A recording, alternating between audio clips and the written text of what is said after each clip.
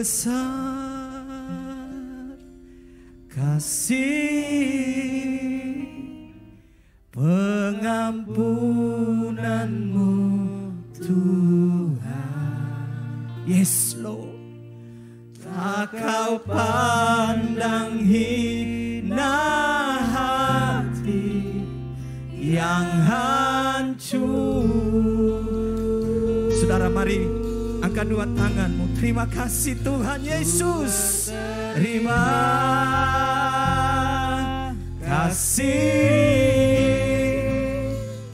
kepadamu ya Tuhan. Kau pulihkanku, pengampunan yang kau beri, pulihkanku. Betapa besar, betapa besar kasih pengampunanmu Tuhan.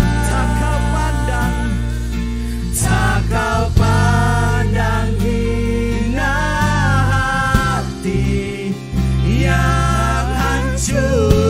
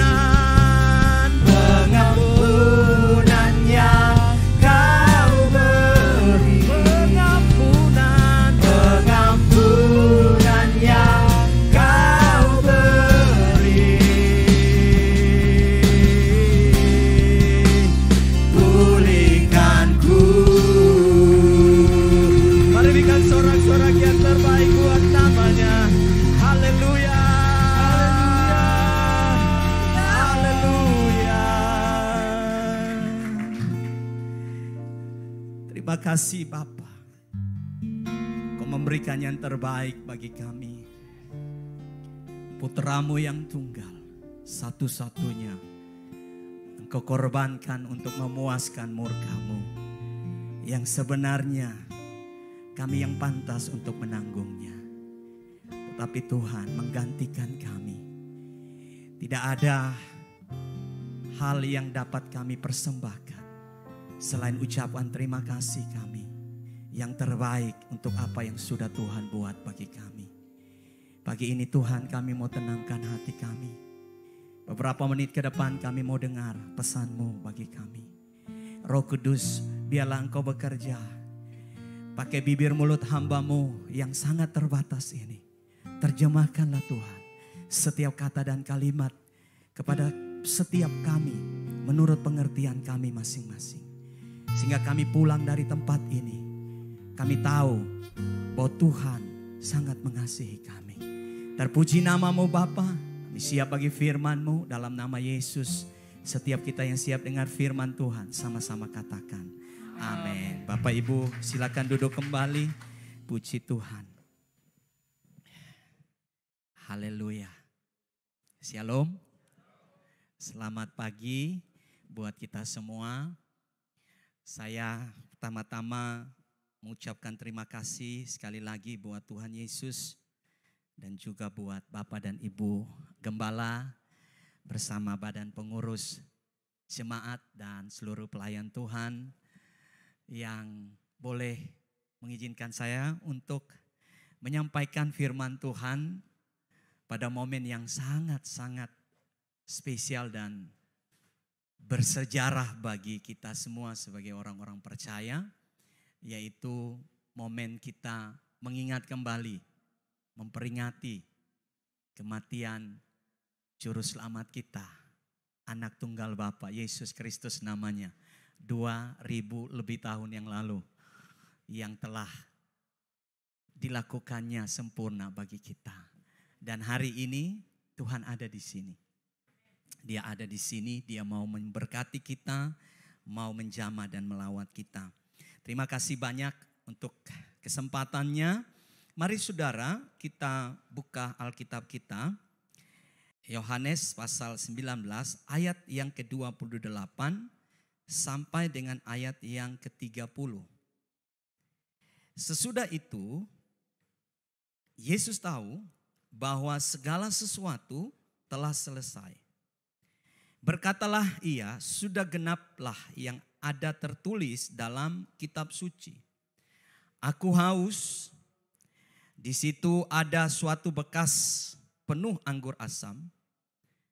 Maka mereka mencucukkan bunga karang yang telah dicelupkan dalam anggur asam pada sebatang hisop, lalu mengucukkannya ke mulut Yesus. Sesudah Yesus meminum anggur asam itu, berkatalah ia, sudah selesai. Lalu ia menundukkan kepalanya dan menyerahkan nyawanya. Saya ingin baca ayat 30 sekali lagi. Sesudah Yesus meminum anggur asam itu, berkatalah ia, sudah selesai. Lalu ia menundukkan kepalanya dan menyerahkan nyawanya.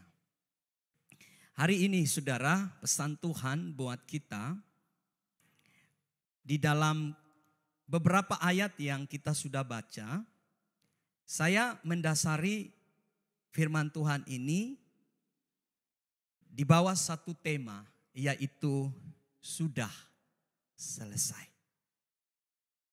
Saudara, kata sudah selesai ini salah satu dari 7 perkataan Tuhan Yesus di kayu salib. Dan sudah selesai ini adalah perkataan yang ke-6. Perkataan yang ke-7 ialah Yesus menyerahkan nyawanya kepada Bapanya. Saudara harus ingat bahwa Yesus mati bukan karena dianiaya, dicambuk, disalibkan. Tetapi Yesus mati karena dia menyerahkan nyawanya. Ketika saya belajar hal ini, saudara, saya sangat kagum. Sekalipun Yesus bertahun-tahun berada di salib itu, sekalipun dia menderita, bahkan penderitaannya itu begitu luar biasa. Tetapi kalau dia tidak menyerahkan nyawanya, maut tidak bisa merampas nyawa Yesus. Nah saudaraku, poin saya hari ini, kita mau mengerti apa yang sudah Yesus selesaikan bagi saya dan saudara. Saudara, kata sudah selesai itu berasal dari bahasa Yunani tetelestai. Bahasa Indonesia memakai 2 kata, sudah selesai. Bahasa Yunani memakai 1 kata, yaitu tetelestai. Nah, Yohanes begitu luar biasa menggunakan kata tetelestai ini. Saudara, kata tetelestai ini sering digunakan oleh para seniman pemahat patung. Jadi para seniman, saudaraku, pada masa itu sering menggunakan kata ini.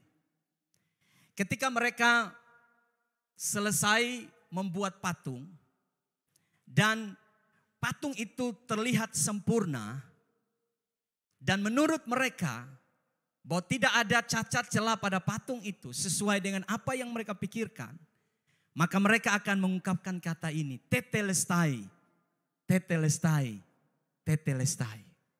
3 kali mereka mengucapkan kalimat ini untuk memberikan sebuah kesimpulan bahwa apa yang mereka kerjakan, memahat patung itu sudah selesai. Nah saudara, secara gramatikal atau bentuk dari tetelestai ini, itu luar biasa. Gramatikalnya saudara itu perfect, pasif, indikatif, tense. Arti dari tetelestai ketika dia memakai gramatikal ini, artinya begini.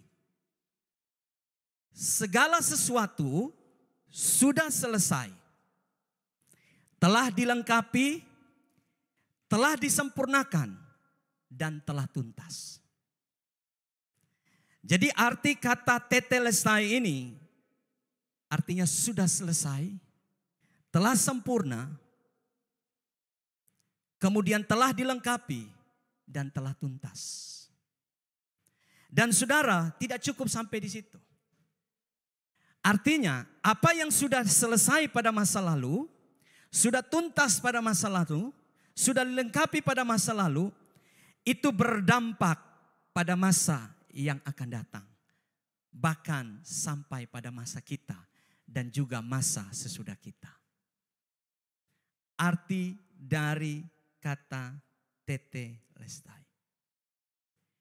Itu berarti saudaraku yang kekasih, ketika saya dan saudara ada di sini dan memperingati tentang kematian Yesus Kristus. Selama 3,5 tahun Yesus ada di muka bumi ini. Dia punya misi. Misinya apa saudara? Misinya ialah datang untuk menyelamatkan manusia. Telah diselesaikan Yesus secara sempurna ketika dia mati buat saya dan saudara. Amin. Oleh sebab itu saudaraku, pertanyaan kita hari ini, apa sih yang Yesus inginkan kita paham dari kata sudah selesai itu? Apa yang telah Yesus selesaikan buat saya dan saudara sebagai orang yang percaya dan berharap kepadanya? Saudara, saya ingin membawa kita secara cepat karena saya melihat bahwa kita ada acara sesudah ini. Ada 3 tanda atau 3 fenomena yang terjadi ketika Yesus disalib. Maka 3 fenomena atau 3 peristiwa yang terjadi itu merupakan jawaban untuk kita mengerti dari kata sudah selesai itu. Apa sih yang Yesus sudah selesaikan buat saya dan saudara? Sehingga hari ini kita bukan menjadi orang Kristen yang gampang diombang-ambingkan. Kita tidak menjadi orang Kristen yang hidup tanpa pengharapan. Amin. Kita tidak menjadi orang Kristen yang gampang digoyahkan. Gampang berpindah. Saudara, pada hari kemarin, saya dan istri mendengar satu berita yang sangat membuat kami kaget. Satu berita yang menggetarkan hamba-hamba Tuhan, saudara. Ini bukan soal teologi baru, Alkitab baru, atau temuan-temuan baru. Tetapi kejatuhan seorang hamba Tuhan besar. Saya tidak perlu ngomong siapa nama hamba Tuhan itu, gereja. Di mana? Apa nama gerejanya? Tetapi yang pasti karya-karya dari pujian penyembahannya kita nyanyikan sampai hari ini. Dan kalau saya sebut namanya, saya gerejanya saudara sudah tahu. Anak-anak muda pasti tahu. Karena gerejanya itu digandrungi oleh anak-anak muda. Dari berbagai negara datang ke gerejanya.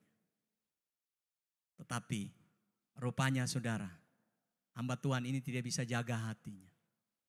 Akhirnya dia sudah mundur dari gerejanya. Oleh karena dosa yang dia perbuat. Nah saudara, Tuhan tidak ingin saudara jatuh. Amin. Nah hari ini saudara, mari kita lihat peristiwa yang pertama. Secara cepat, mari saudara buka dalam Matius pasal 28. Masih dalam kisah yang sama. Matius 27 maksud saya, ayat yang ke-45. Ini peristiwa atau tanda atau satu hal yang terjadi ketika Yesus berada di kayu salib. Ayat 45 dari Matius 27. Firman Tuhan berkata, mulai dari jam 12 kegelapan meliputi seluruh daerah itu sampai jam 3. Ketika Yesus disalib, peristiwa yang terjadi yang baru saja kita baca, yaitu kegelapan meliputi daerah itu selama 3 jam. Dimulai dari jam 12 sampai jam 3. Apa maksud dari peristiwa ini? Dihubungkan dengan apa yang Yesus sudah selesaikan buat kita.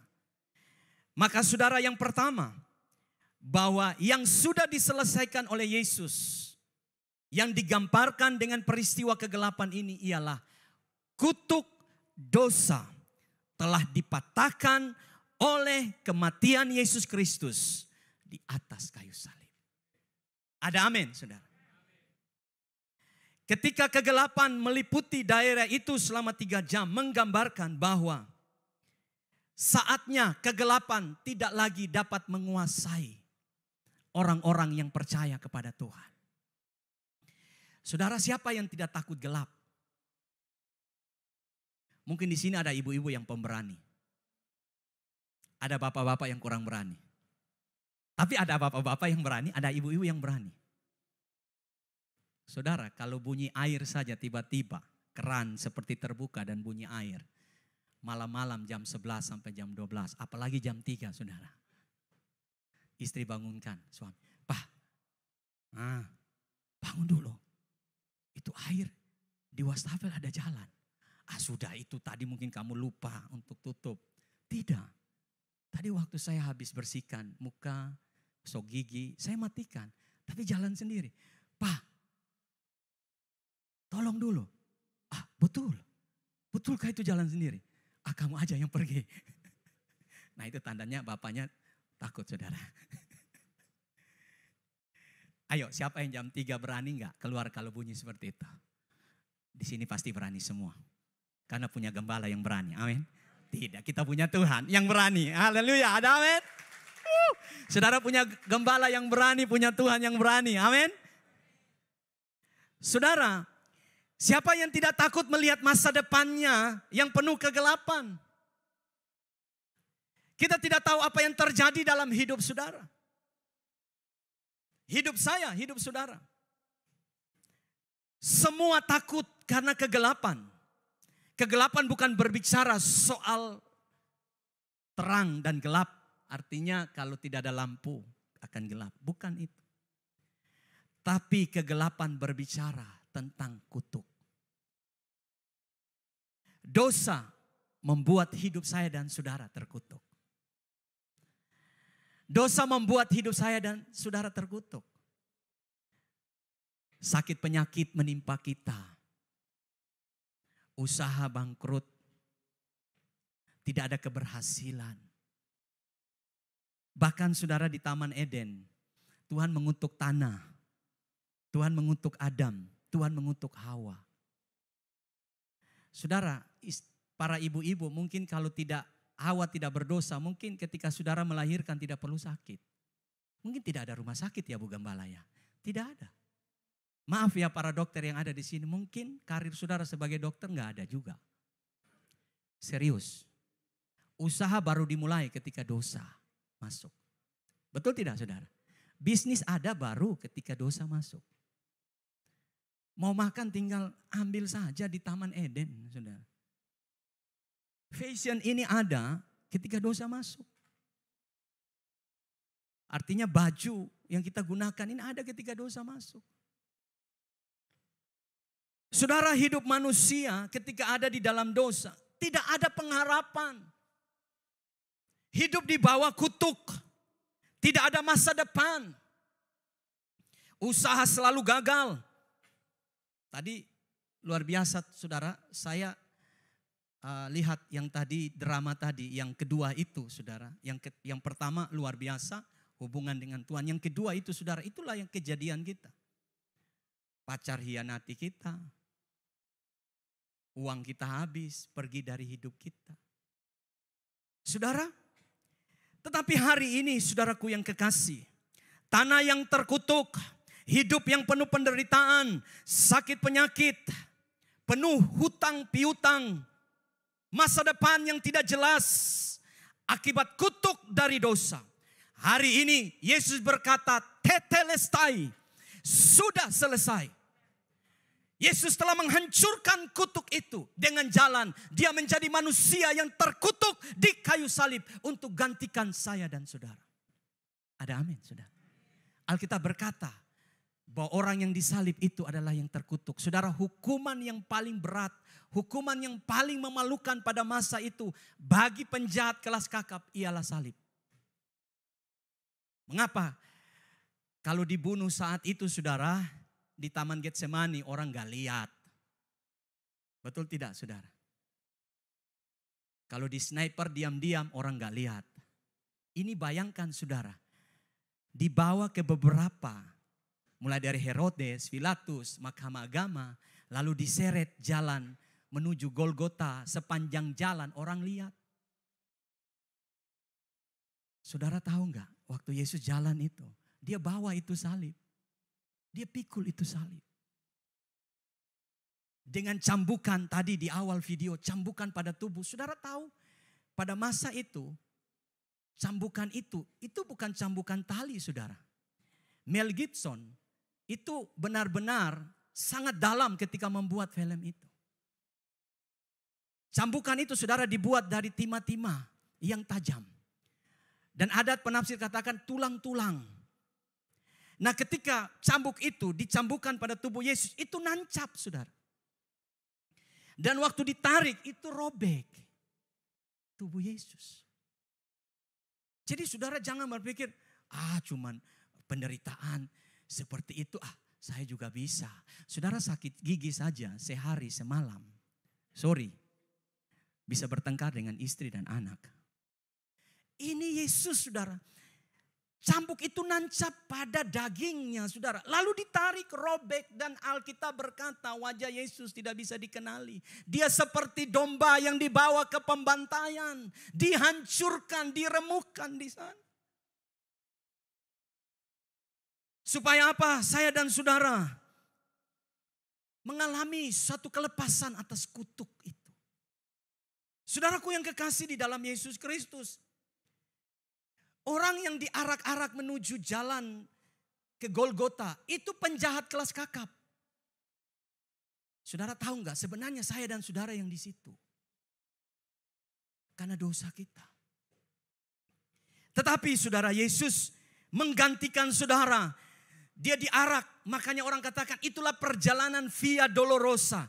Perjalanan salib Kristus menuju puncak Golgota.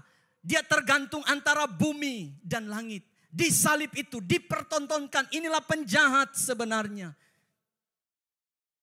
Ini orang berbuat dosa dan dosanya tidak diampuni. Disitulah Yesus tergantung. Dan dia berkata, tetelesai, hari ini aku menghancurkan kutuk atas setiap orang yang percaya kepadaku. Kutuk terhadap tanah, kutuk terhadap keluarga, kutuk terhadap kesehatan, kutuk terhadap bisnis, kutuk terhadap masa depan, kutuk terhadap keuangan. Aku lepaskan di dalam nama Yesus. Bahkan hari ini saudara menjadi orang yang bebas, merdeka karena Yesus Kristus telah tergantung di kayu salib buat saya dan saudara. Ada amin saudara. Hari ini saudara bukan orang yang terkutuk. Jadi kalau hari ini saudara masih percaya, saya tidak diberkati. Saudara, Yesus sudah tergantung buat saudara di salib. Dia katakan sudah selesai. Persoalannya bisnis belum maju, itu persoalan waktu. Saudara belum dapat jodoh, itu persoalan waktu. Kok jodoh saya selalu lihat ke kiri saudara. Padahal di sini juga ada. Persoalan anak itu masalah waktu. Uang itu masalah waktu. Tetapi 2000 lebih tahun yang lalu, Yesus sudah patahkan kutuk atas hidup saudara. Yang kedua, saudaraku yang kekasih, mari kita lihat ayat 51 dari Matius 27. Saudara, dalam Matius 51, ini satu peristiwa yang luar biasa. Firman Tuhan berkata begini. Dan lihatlah, tabir bait suci terbelah dua.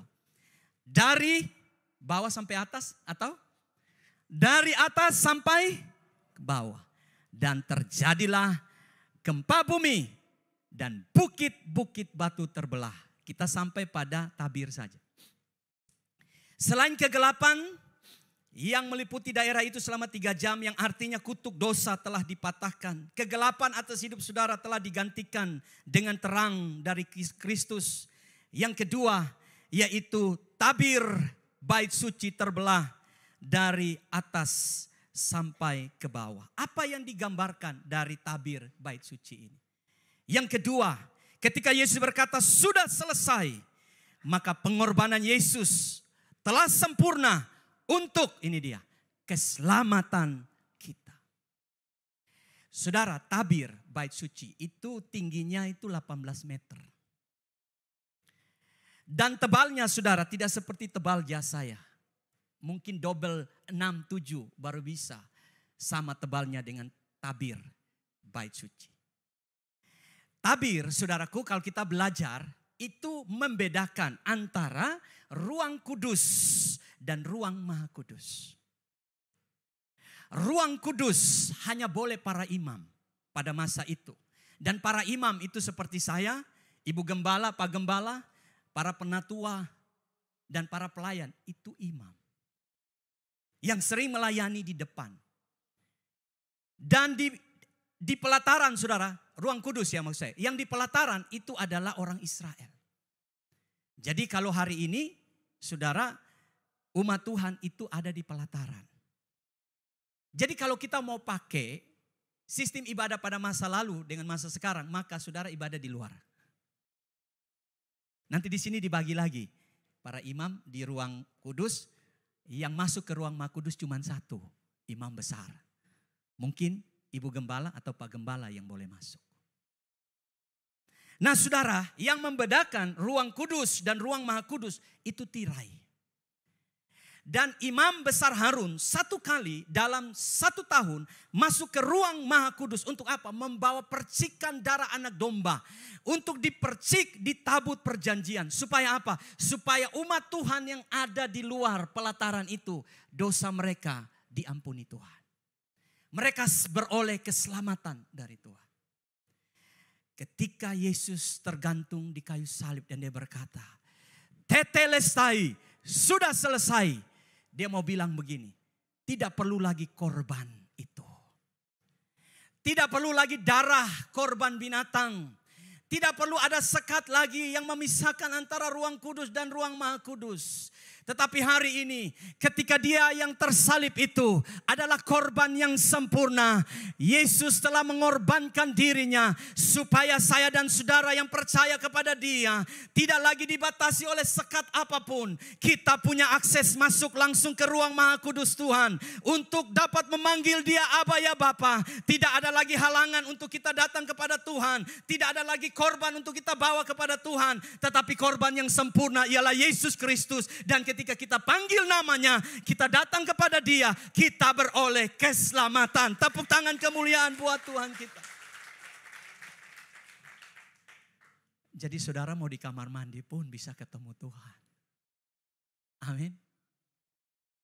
Saudara, banyak lagu saya itu dibuat di kamar mandi.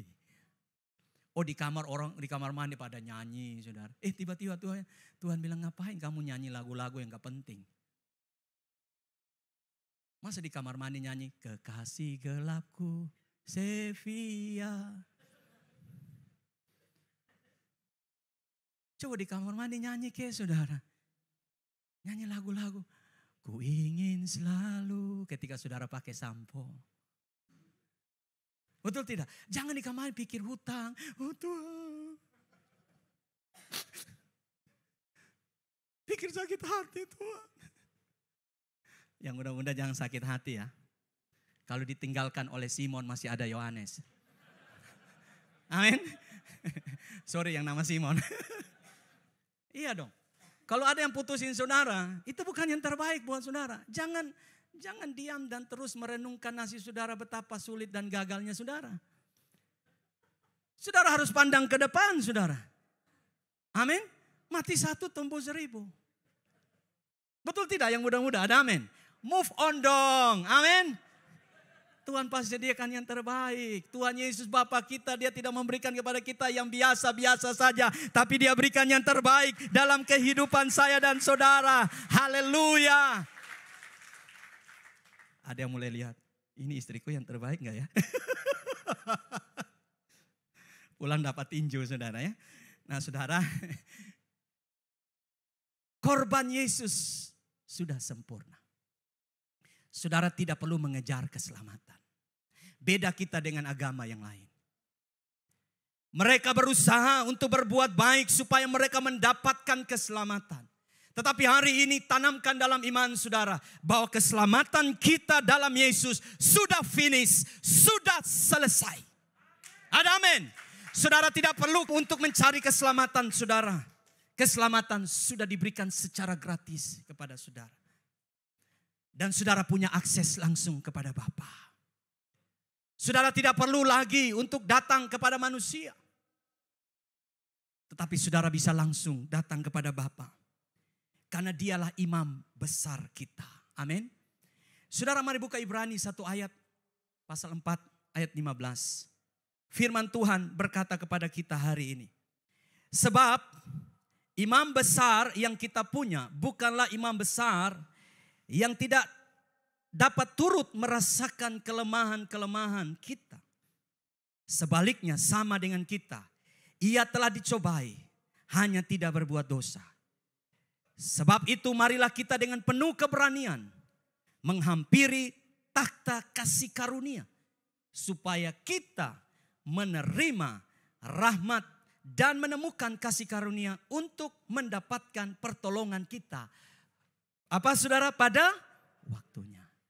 Yesus sudah menjadi imam besar kita. Yesus, kata firman Tuhan, Dia merasakan betapa beratnya hidup sebagai manusia. Dia rasa bagaimana lapar, Dia rasa kehilangan, Dia menangis. Dia juga dicobai di padang gurun. Dia merasakan penderitaan kita. Kalau seorang gembala berkata kepada saudara, Pak, saya mengerti penderitaan saudara. Saudara masih bisa bertanya, Bapak tidak tahu apa yang saya rasakan. Makanya saya sendiri saudara sudah berhenti untuk berkata seperti itu. Ketika seorang konseling, ketika dia kasih tahu masalah saudara, saya tidak sebagai hamba Tuhan berkata, saya tahu apa yang ibu rasakan. Dia dalam hati, Bapak belum tahu kehilangan 10M. Bapak belum tahu pernah dipukuli oleh suami. Bapak belum rasa karena Bapak seorang suami. Bapak belum tahu kan ditipu, dihianati. Saya berhenti untuk berkata seperti itu. Saya hanya bilang begini, Tuhan tahu apa yang Bapak dan Ibu rasakan. Alkitab bilang begini, Yesus imam besar, Dia turut merasakan apa yang saudara rasakan. Saudara kecewa. Tuhan juga pernah dihianati oleh murid-muridnya. Amin. Tuhan pernah disangkal murid-muridnya. Tuhan juga pernah ditipu kasnya. Oleh siapa? Oleh Yudas. Siapa yang pernah kehilangan uang di sini ditipu orang? Tuhan juga ditipu oleh Yudas. Dengan ciuman mautnya. Yesus berkata Dia imam besar. Yang turut merasakan penderitaan saudara hari ini. Dan firman Tuhan katakan, Dia berdiri sebagai imam besar. Ketika saudara datang kepada Bapa, Dia yang menghadap kepada Bapa dan berkata, anakku ini, aku sudah selesaikan dosanya 2000 lebih tahun yang lalu. Dia pantas ditolong. Mengapa? Karena Yesus mewakili saya kepada Bapa. Ada amin. Kesempurnaan kita di sini tidak dilihat lagi kita, tapi dilihat apa yang Yesus sudah lakukan di kayu salib untuk saya dan saudara. Doa saudara dijawab bukan karena saudara minta di sini, tetapi karena Yesus sudah selesaikan semuanya di kayu salib buat saudara. Ada amin. Jadi iman kita bukan kepada diri kita dan kemampuan kita untuk beriman kepada Tuhan, tetapi apa yang Yesus sudah kerjakan di kayu salib untuk saya dan saudara. Ada amin. Jadi saudaraku yang kekasih, hari ini bangkitkan iman saudara. Bahwa Yesus sudah buat semuanya. Apa yang tidak tersedia yang Tuhan Yesus tidak sediakan buat saudara. Semuanya sudah tersedia. Bukankah Yesus punya semuanya? Amin. Apa yang tadi diminta oleh Tuhan, cuman percaya. Saudara yang terakhir. Saudara perhatikan peristiwa yang terakhir, Matius 27. Ayat yang ke-51 bagian B sampai 52. Firman Tuhan berkata seperti ini. Dan terjadilah gempa bumi dan bukit-bukit batu terbelah. Saudara perhatikan bahwa kematian Yesus Kristus disambut oleh alam dengan adanya gempa bumi yang luar biasa. Bukit-bukit batu terbelah. Dan karena goncangan yang begitu dahsyat. Ayat 52. Dan kuburan-kuburan terbuka. Dan banyak orang kudus yang meninggal bangkit. Dan sesudah kebangkitan Yesus, mereka pun keluar dari kubur. Lalu masuk ke kota kudus. Dan menampakkan diri kepada banyak orang. Yang terakhir, ketika Yesus berkata tetelestai. Maka tetelestai ini memberikan kepada kita pengertian bahwa sudah selesai. Kemenangan atas maut telah dikaruniakan kepada saya dan saudara. Yang pertama tadi, kutuk sudah dipatahkan. Yang kedua, keselamatan yang sempurna diberikan kepada kita. Yang ketiga, kemenangan atas maut dikaruniakan kepada saya dan saudara.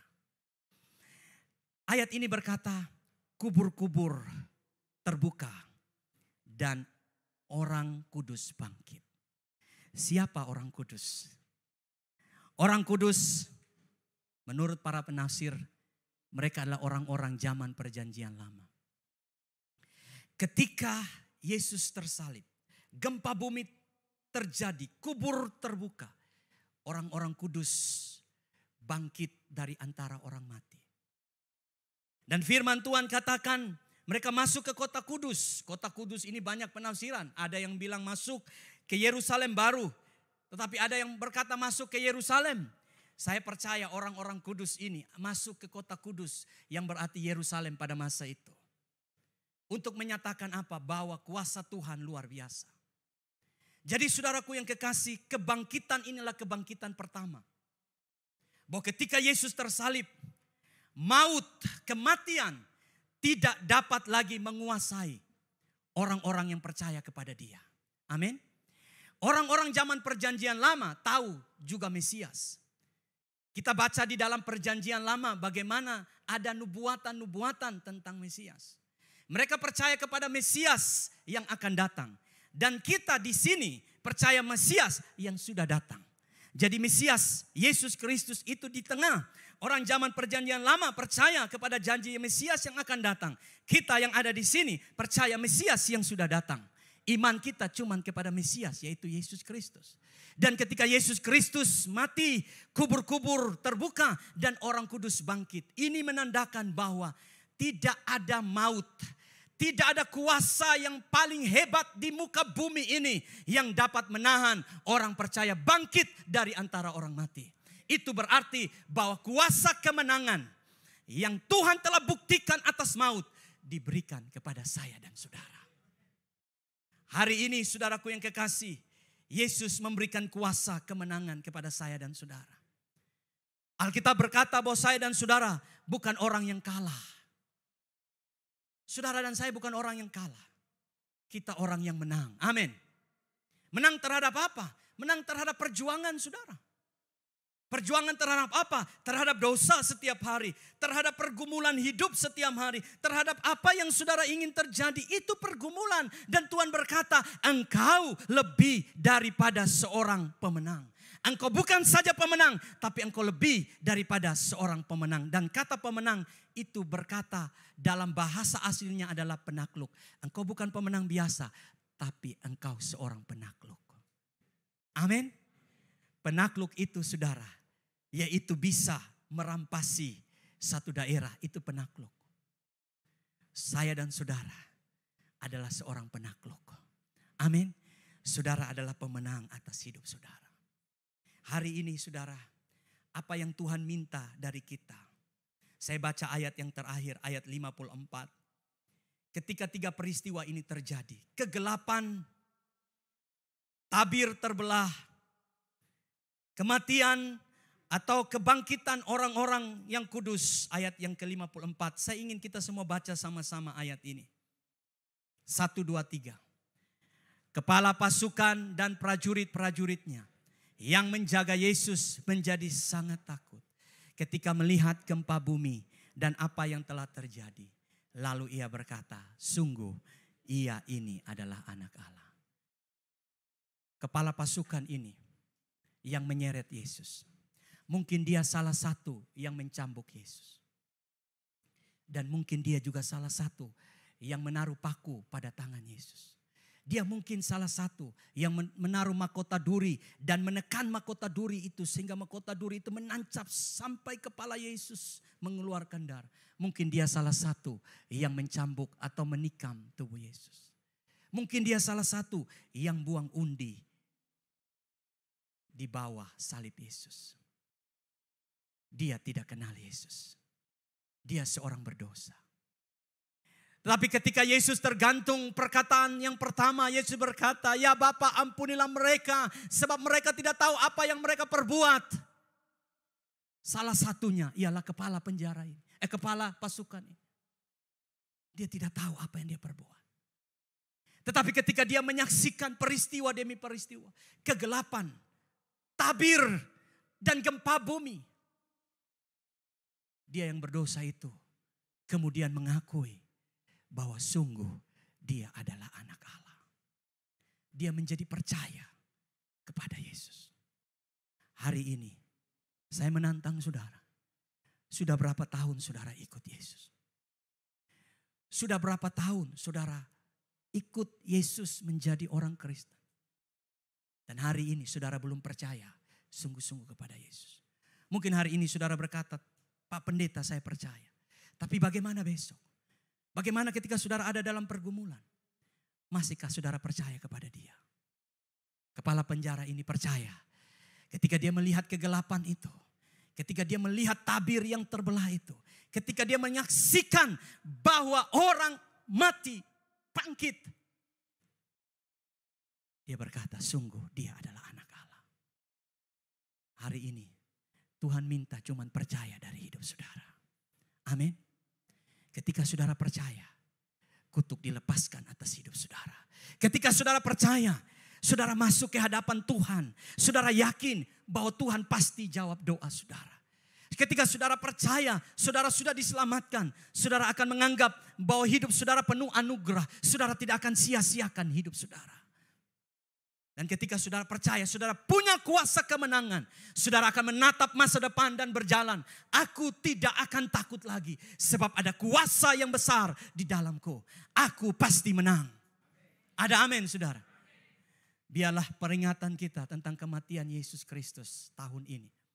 Memberikan kita pengertian. Sudah selesai. Yesus sudah selesaikan semuanya. Dan dia butuh engkau percaya dan berserah kepadanya. Mari kita berdiri bersama-sama saudaraku.